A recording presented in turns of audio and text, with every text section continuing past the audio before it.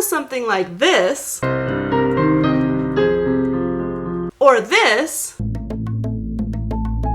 or this, and the reign of summer's end nears once more. Bring us closer to God.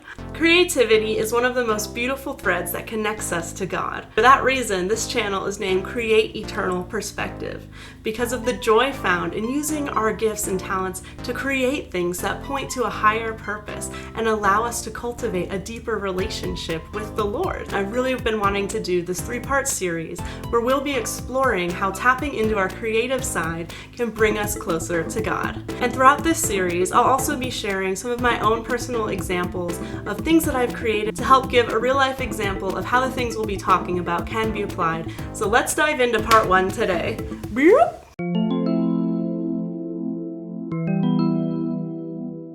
One thing that I want to point out from the start is that creativity exists in every aspect of our lives. You don't have to be an artist or a musician to be creative. It exists in engineering, in gaming strategies, in the way we show hospitality to others. So while in these videos, I'll be discussing a lot about the arts and that side of creativity, I just want to encourage you, if that's not you, you can still apply the things we'll be talking about to the way that creativity comes out in your life. So part 1 in this series, we're going to be zeroing in on the power between personal relationship and creativity. When you hear the phrase personal relationship, what comes to mind? In Christianity, you'll hear this phrase a lot because we have a personal relationship with Jesus, with God, and our entire belief rests on that relationship. Christianity is the story of a relational God creating a relational people, how sin put a wedge in between that relationship, and God's relentless pursuit to reconcile and mend our relationship through Jesus dying on the cross for our sins so that we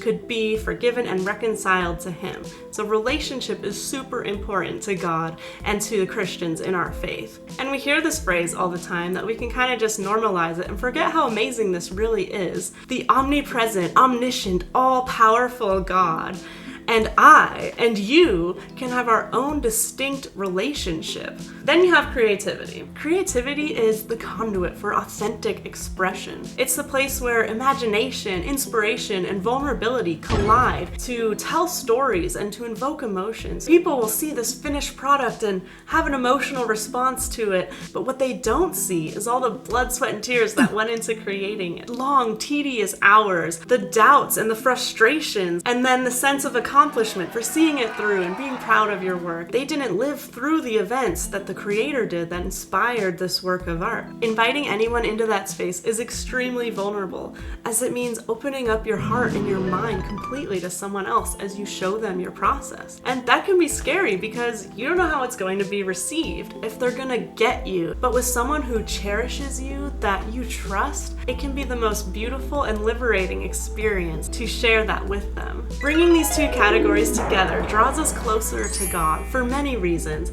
but there's 3 in particular that I want to go through today. The first one being trust. When we invite God into that space as we're creating, we are learning to trust Him. We come to understand that He knows us perfectly. He understands every little detail about us. He knows our little quirks and our little pet peeves, and to be seen like that, to be known that intimately, allows us to just fully operate in who we are, to be our complete self before the Lord because we feel safe. And we know this because of Psalm 139. I know, I'm bringing it up again. But it's really so good. The essence of it is this, is how intimately known we are by the Lord. He was there when we were being formed in the womb. He hears our thoughts from afar. He knows what we're gonna say before we say it.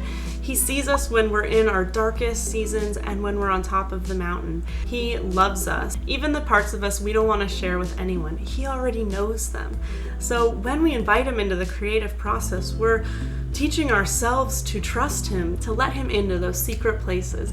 And for Him, He delights in that because although He already knows us perfectly, it gives Him such joy to know that we actually want to actively share it with Him. I'd love to hear the ways that you have created and how God has met you in that space.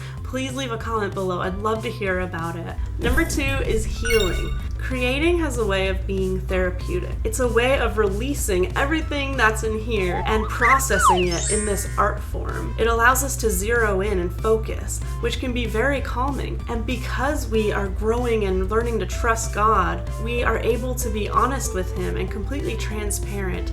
We're able to invite Him into the places that might have the most hurt or trauma in our lives. And in that intimacy, cry, yell, ask questions, be silent. By creating things in a space where we invite God in, the Holy Spirit in us helps us to get to the root of the problem. As we reflect on these things and get to the root, we can keep bringing it to the Lord. He tells us in 1 Peter 5:7 to cast our cares on Him because He cares for us. We're able to lay these things down and in that allow Him to transform our heart so we can forgive ourselves, forgive others, have grace and mercy. It allows us to see this side of God, this tenderness as He desires to comfort us and heal us of these things that are weighing us down. He wants to lift them off of us so we can press forward and live in the joy that He has for us. And that leads us into number 3, which is joy. The Lord's presence brings joy to the creative process. Being able to share something so important to us is so powerful. Think of when you're experiencing something so amazing and so wonderful and you just wish that person was there, that person who means so much to you. You're there looking at this incredible scenic view, but it's so much better having him there or having her there to share in these things with you. It just fills it with that much more joy. And we can have that with the Lord. Having His presence there, knowing that He's following along with us, that He's delighting in us as we are discovering what we can do with the gifts that He's given us. It creates this carefree atmosphere. You can take notes and turn them into a beautiful symphony. You can take a blank canvas and turn it into an incredible painting. You have all this freedom in your craft. All these things we've talked about, being seen and understood and having this trust and going through this healing, it all leads up to this overflow of joy. And the thing I think about is the laughter. When I'm like in a really good creative sesh and things are just coming together and it's getting late in the hours and I might be a little loopy, but there is just laughter. I'm just always laughing because I'm just like, this is so fun. This is like what I'm made to do, and to do it with you is even more amazing. It's that laughter, it's that comfort, it's peace, and it's hope. He leads us to have hope and to express that through our creating. For today's real life example, I want to talk about my piano album, Expressions in Waiting, and in particular the first piece, which is called Lament for the Lost Souls, Yahweh Ra, Draw Them to You. I know, it's a mouthful. Each of the points we talked about today came forth in the process of writing this piece. God was able to take my brokenheartedness in this season and turn it into hope. I was in a place I was so brokenhearted, and I had to lean into the Lord and trust Him. All I could do was just pour out my heart to Him as I worked on this piano piece. There were nights I'm crying on the floor, and then moments later I'm dancing and laughing, and then there'd be moments where I'm like, how can I connect this part with this part? But then through prayer and just through pouring out to God, He brought this melody to my mind, and I was able to connect the two, and I was like, what, this is so cool. And so there was that joy in sharing the creative process with Him, and then the healing that came from it. The way this piece is set up was taking me through my story of this relationship and the hurt and the pain and the sadness. And as I went through that lament, I came to this place of resting in God's presence, that in the midst of this, I could still find peace being near to Him. What God taught me through this process, He too was lamenting over this, that He loved him more than I ever could, that He had plans for him beyond what I could even comprehend, and that I needed to trust God. At that time, I was really into a phase where I ended everything that I wrote with a sort of dissonant chord.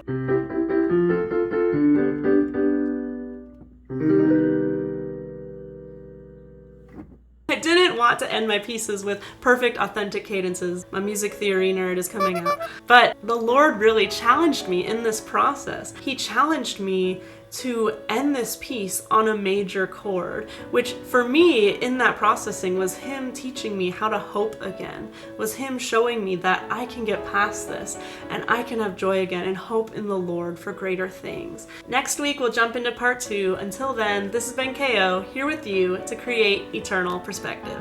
End scene! Woo!